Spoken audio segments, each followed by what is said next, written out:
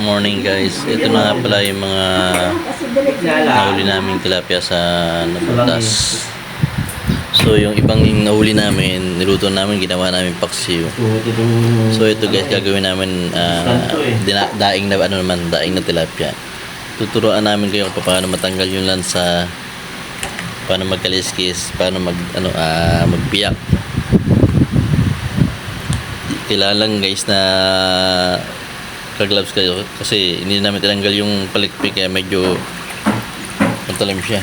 Kaliskisan muna natin para malinis ng tilapia.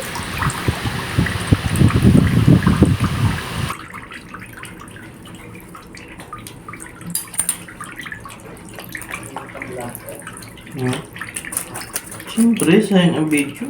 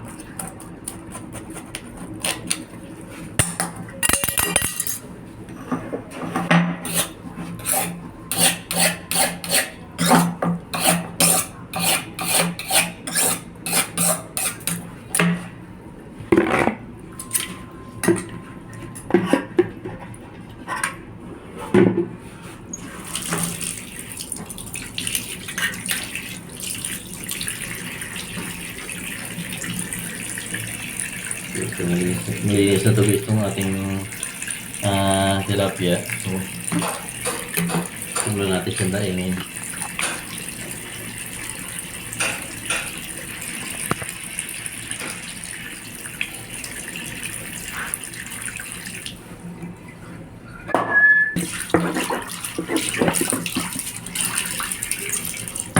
Nakalit tayo mamita. Wait lang, bibiyakin ka lang ito mamita. Wait lang. Talaga naman. Dito ka sa kabila. Wait lang, bibiyak lang ako na isa. Ako dyan, kasi diretso Nga lang. na. Isa lang eh. Sungit itong assistant ko eh.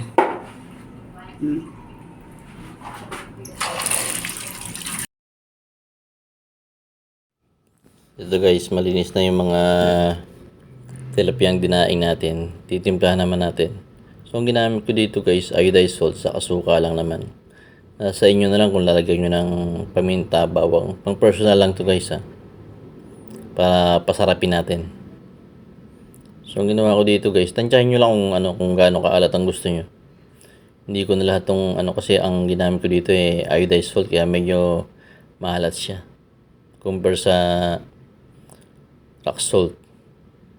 Sa itong ginamit ko suka guys, mga 3/4 lang ang ginamit ko. Dinagdagan ko lang to ng konti kasi medyo naparaming tubig ko. Kaya siyempre haluin muna natin to guys para matunaw yung asin bago natin ilagay dito sa may ating babaran. Ito guys, yan binuhos ko na rito sa ating babaran. Tansyahin nyo lang ito guys ha. Kung alam nyo na lubog na yung ating idadaing na tilapia, okay na yun. Para hindi masyado maggasto sa asin saka sa mantika. Ay sa suka.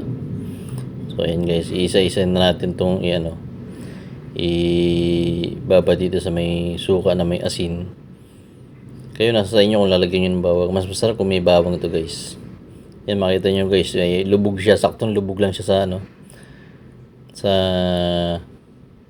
suka at asin. Patagalin nyo lang natin ito ng mga 30 minutes to 1 hour. Nasa sa inyo kung gusto nyo lutong-luto sa suka. Medyo patagalin nyo ng konti. Lasang-lasa nyo talaga to guys. Promise. Nasubukan ko na. Ito nga guys, papakita namin sa inyo kung gaano ko, kung ano, paano namin ibinilad itong mga ano, aming mga dinaing na tilapia. So ang aming bilaran ay nandito sa may ibabaw ng bubong. May sarili itong net.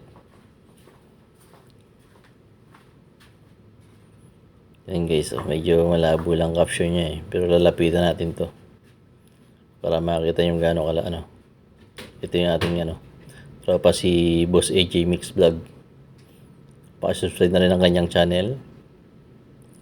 Yan, ito na yung ating mga dinaing na tilapia. Salamat sa inyong panonood guys. Sana may matutunan kayo kahit konti. At huwag na kalimutan mag-subscribe sa aming channel.